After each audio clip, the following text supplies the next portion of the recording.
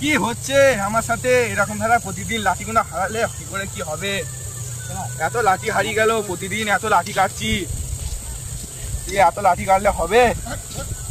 আমাকেও তো কষ্ট করে কাটতে, এরকম করে কি হবে? লাঠিগুলো যদি সব চলে যায় সকালবেলা। কি বলছো?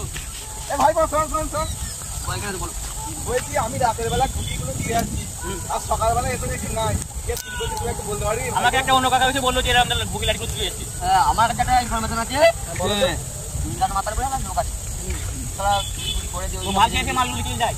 নদী দাও না কি হচ্ছে কি জানি। তাহলে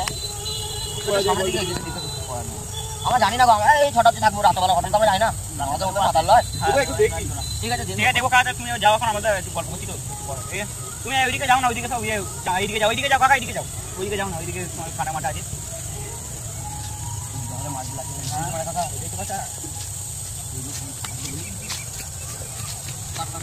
A few moments later.